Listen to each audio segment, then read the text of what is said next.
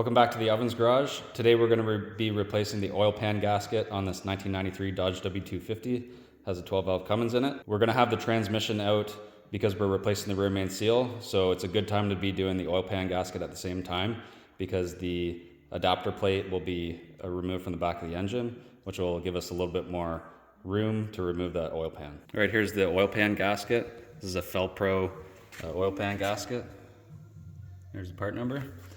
Keep in mind this also comes with the pickup tube gasket that's attached to it, and it has a dotted line here that you can tear it off if you need to. I'm also going to be using this Permatex RTV Black and put a thin coat on each side when we go to install this gasket. So we have the adapter plate off now. We can see the rear main seal, this plate that holds the rear main seal, and you can see kind of how much it was leaking down here. There's a significant buildup on the back of the oil pan. So after looking at things a little bit, I've come to the conclusion that a lot of things are leaking on this engine. So primarily, I think rear main seal is one of the culprits. Oil pan, we're doing the oil pan gasket while we're down here, is also one of the culprits for leaking. This rear camshaft plug could be leaking a little bit. It's really hard to tell. I don't think that this is as common of a leak point. The other thing that we noticed is it's pretty wet on this side of the motor compared to the passenger side of the motor. And so I think it is leaking as well from the tappet cover, primarily at the back. And you can kind of tell because the bottom of the floor here on the cab of the truck is just completely covered in oil compared to that side. I do get this truck sprayed every year with Rust Check, so it's going to be wet to begin with, but this is like extra wet on this side, and there's like a pretty significant buildup of oil. So the next thing we're going to do is take out this plate that holds the rear main seal, and what we're going to do before we install it is take out the oil pan as well. Now's the perfect time to take out the oil pan since the transmission is out and that big adapter plate is out. This will give us really good access to take the oil pan out. So we're going to take this off, the oil pan out, and then replace the oil pan gasket.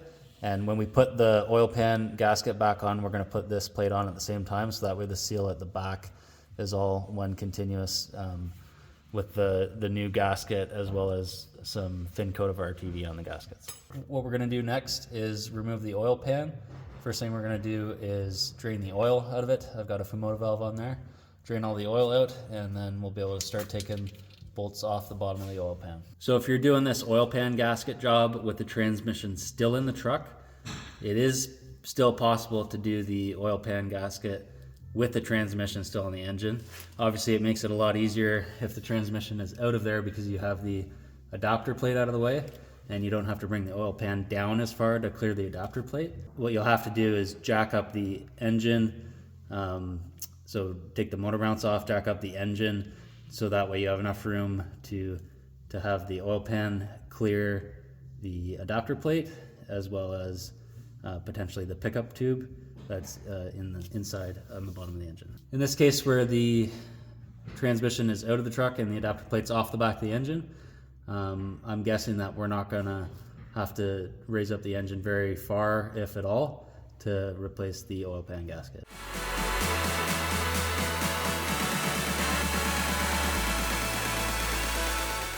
All right, I've taken all of the bolts off of the oil pan. There's two on each side by the cross member that are really hard to get, especially the ones that are towards the rear. So I just used a 10 mil wrench on those, and I just had to go kind of like an eighth of a turn at a time. So all the bolts are off of the pan. We're gonna attempt to remove the pan without lifting the motor and see how it goes. If we do it that way, I think we'll have to take the two bolts off of there's 2 or 3 bolts on the pickup as the pan drops that we might need to take out, and we'll see if we can do it without lifting the motor. Okay, so I just want to show you what we're doing. We've dropped the pan, and in order to get the pan straight back, what we need to do is remove the pickup tube. There's 2 bolts at the front passenger side of the oil pan, you can see, let me just put that down. There's two bolts right at the front that hold that pickup. And then on the driver's side, you can see there's 2 more brackets that are on the pickup as it comes towards the rear of the oil pan. And so we'll take those off as well. And once all 4 of those bolts are off, the pickup will fall into the pan and we can just come straight back without having to lift up the motor. So we got the oil pan out, and here's just a quick visual of the inside of the oil pan and what you're dealing with when you're trying to take the pickup tube off. So once the pan's dropped, there's 2 bolts on the end of the pickup that are easy to access from the passenger side. And then there's these 2 brackets that hold the tube as it runs towards the back. So take those 4 bolts off and then slide the pan back. So with the transmission out and motor mounts that are in decent condition, the pan slid straight back. If you had motor mounts that were pretty old and squished, you might have a more difficult time, but the pan slid straight back no problem once the pickup tube was out of there. We may have some difficulty getting the pickup tube back on when we go to reinstall, because there's really not much room to get those bolts started. So we may have to lift up the engine a little bit, but doing this job without lifting the motor is possible if the transmission's out. Okay, so the oil pan is out, and we can now inspect the internals of the bottom of the motor. You can see this truck has 430,000 kilometers, and everything's looking in pretty good shape. You can even see the camshaft and all the lobes on it are looking pretty good, even up at the front side. At this point, what we'll do for the oil pan gasket is we got to clean, it's stuck to the bottom of the motor, so we got to clean the old paper gasket off the surface of the block completely, make sure it's clean. So I've cleaned up the mating surface on the bottom of the block. At this point, what we're going to do is lift up the motor with the engine hoist that we have. We're going to change out the motor mounts, and while it's up in the air and while we're doing those motor mounts, it's a little bit higher, we'll have more room to get the pan in. The difficult part is going to be putting on the pickup tube bolts, the 4 pickup tube bolts. So giving us a little bit more room vertically is going to help. So I think doing the motor mounts and the oil pan while it's up in the air is the way to do this. So with the new oil pan gasket, we attempted to dry fit the oil pan in with the sump already pre-installed, and it just wasn't happening even with the engine jacked up off the motor mounts a few inches.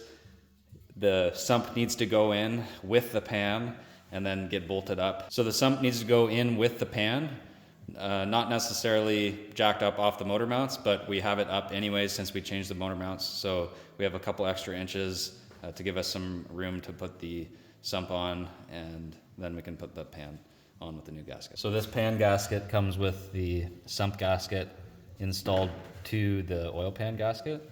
Since our plan is to have the oil pan gasket zip tied to the oil pan with RTV on both sides as it comes up, we're gonna need to have this piece separated. So you can see the dotted line, it's already pre-cut. We just need to tear it off, and we'll have it on the top of the sump side. So when we install this, these 2 pieces have to be separate. All right, so we've cleaned up the surface of the block for the oil, get it ready for the oil pan. Right now we've got the gasket set in there. We've already torn off the pickup tube gasket, so it'll go in separate from this gasket. What I'm gonna do is put a light coating of RTV on both sides of this gasket, set it down, and then we're gonna zip tie it in a few strategic locations, most likely the outside and not near the cross member. So that way it stays in place as we lift up the oil pan, and then when it's almost in place, we'll get a few bolts started, and then we can just snip those zip ties. So it stays in place as we put it up, but right now we'll put a nice coating of RTV on both sides of that gasket.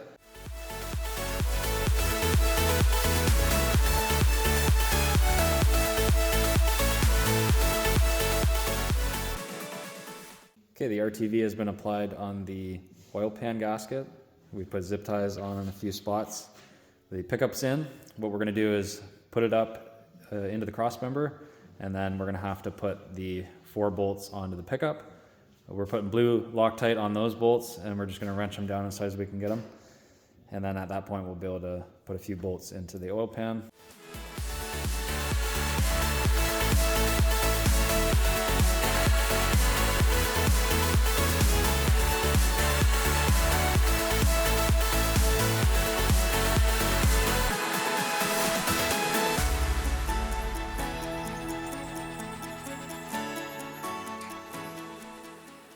So we've tightened all of the oil pan bolts to 18 foot-pounds or 216 inch-pounds. We went around a bunch of times and double-checked to make sure that they were snug, because as you tighten some of them, they kind of loosen up. So just keep going around, cross back and forth and around a bunch of times until they're all torqued down to spec. Now we're gonna let the motor down and tighten up the motor mounts on each side. So at this point, the oil pan gasket is fully reinstalled. We just need to wait 24 hours for the RTV to fully cure before we put the motor back into service. Don't forget to put oil back in the engine, and also don't forget to put your transmission back in, otherwise you won't be able to go anywhere. So we'll get the transmission back in and everything buttoned up.